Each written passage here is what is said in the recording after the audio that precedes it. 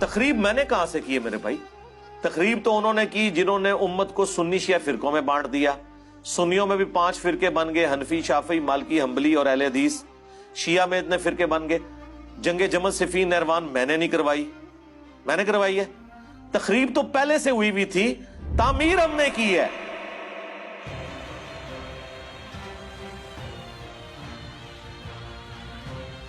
یہ قادیانیت اور رفض کا جو مکسچر ہے، یہ شخص، یہ جہنم کا جہنمی، اور سن رہا ہوگا اس بھیڑیے نے وہ چیز کھینچ کے اللہ کے مقدس ولیوں پر لگانے کی کوشش کی.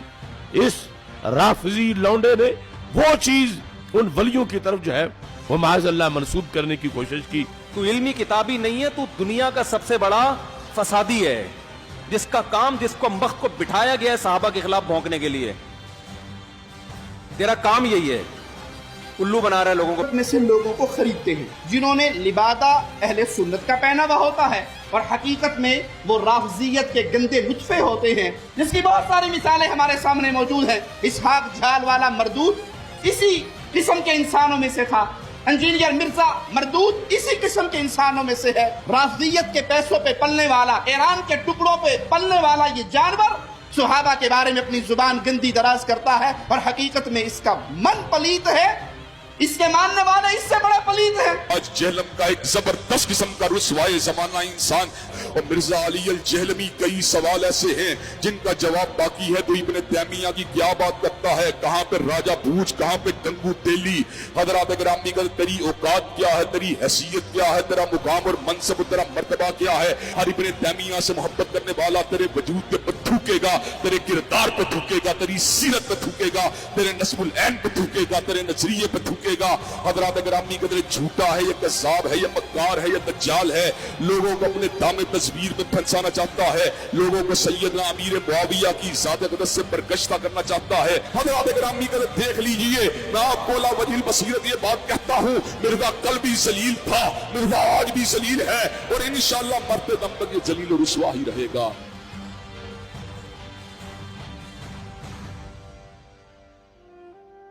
یہ کہہ دینا کہ ولی مر گئے نے انجینئر دے آنے تو بعد، غوث کو تو پیدا ہونے بند ہو گئے نے، میں اعتراض ختم کر دیں گا.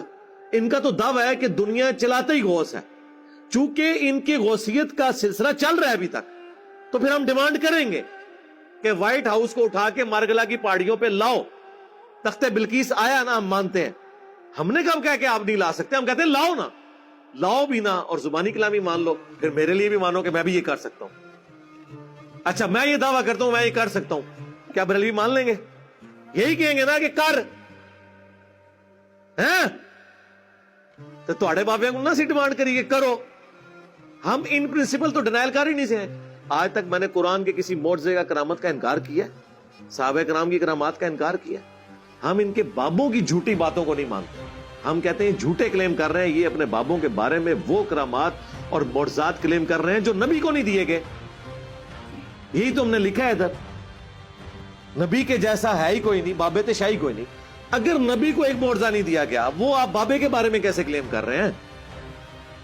یعنی نبی کو دیکھ کر تو صحابہ کرام کے مخالفین کلمہ نہیں پڑھتے. بازید بستامی جس گلی سے گزر جائے لوگ دیکھ کے کلمہ پڑھ لیتے. تو ہم تو کہیں گے نا یہ بکواسیات ہے. اور اگر یہی بات ہے تو پھر ہمیں مانے ولی اللہ.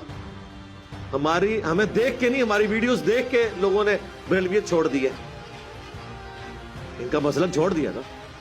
ٹھیک ہے، ان کی نظر میں کلمہ پڑھ کے وہ ادھر آ گئے نا، ہمیں مان لیں اولیاء اللہ. اس بندے کے بارے میں جو صحابہ کرام کے فضائل کے اوپر جس کے سب سے زیادہ کلپ ہیں، جائیں لکھیں دنیا میں انکلوڈنگ طارق جمیل صاحب کے، کسی کا کلپ نکال لیں صحابہ کرام کے فضائل کے اوپر. خوبصورت انداز، ایک ایک چیز ریفرنس کے ساتھ بلیک اینڈ وائٹ میں. صرف میرے کلپس ہیں. خالد ابن ولید لکھیں، سیدنا ابوبکر لکھیں، سیدنا عمر لکھیں، سیدنا عثمان لکھیں، سیدنا علی لکھیں. اتنے ڈیٹیلز میرے کلپ ملیں گے جس میں نے شانیں بیان کی. آپ لوگ تو مرضی کے صحابہ کی شانیں بیان کرتے ہیں، اور تو اور چھوڑ دو، حضرت معاویہ کے فضائل پہ بھی میرا ایک کلپ. پیچھے تو کوئی بات نہیں رہ جاتی، وہ بھی نہ کھولے تو آپ نے مجھے پکڑ لینا. تو مجھے آپ بتائیں گے کہ میں یہ نہیں کہتا ہوں صحابی. تو میں ریکویسٹ کروں گا خدا کے لیے میرا وہ کلپ قادیانیوں کو دعوت اصلاح وہ آپ خود سن کے دیکھیں.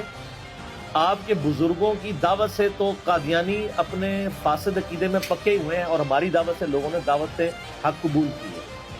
لیکن چونکہ میں نے چندہ نہیں اکٹھا کرنا ہوتا ورنہ میں بھی یہاں سے ویڈیو بنا کے ختم نبوت کے نام کے اوپر ایک چندہ بک لانچ کر دیتا کہ یہ دیکھیں یہ لوگ چینج ہوئے ہیں. ہم وہ کام کرتے نہیں ہے نا, اپنی جیب سے لگانا ہوتا ہے اللہ کے فضل سے. تو یہ جملہ انہوں نے آؤٹ آف کنٹیکسٹ اٹھایا. یہ میں نے تعلیق بالمحال کی تھی. یہ مولویوں کو ٹرم سمجھ آئے گی. تعلیق بالمحال یعنی آپ ایسی مثال بیان کرنا کہ جس کی پاسبلٹی نہ ہو. اور میں نے آگے جملہ بولا تھا کہ وہ کبھی بھی مجھے مسلمان نہیں مانیں گے, کیونکہ اگر مجھے وہ مسلمان مانیں گے تو الٹیمیٹلی انہیں غلام قادیانی کو دجال ماننا پڑے گا.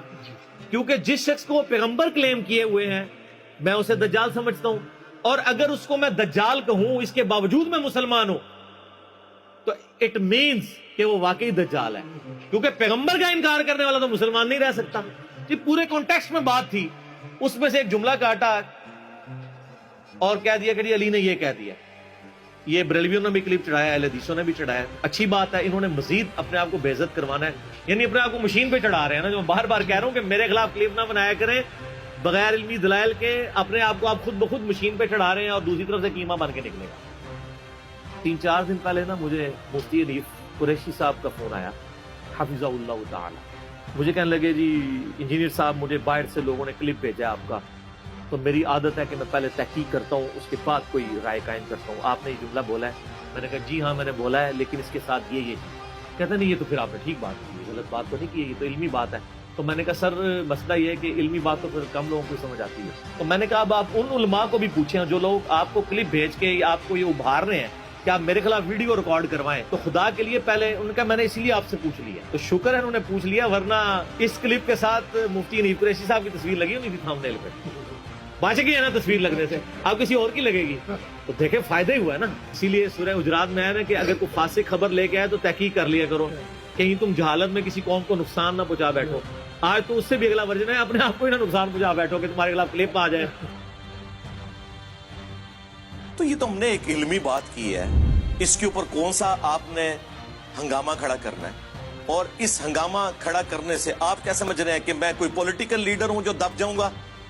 نہیں, ہم تو بھائی اس حسین کے ماننے والے ہیں کہ 3 براعظموں میں پھیلی ہوئی بنو امیہ کی بادشاہت کے مقابلے پہ وہ اپنے بیوی بچوں سمیت کھڑا ہو گیا رضی اللہ تعالیٰ عنہ علیہ السلام.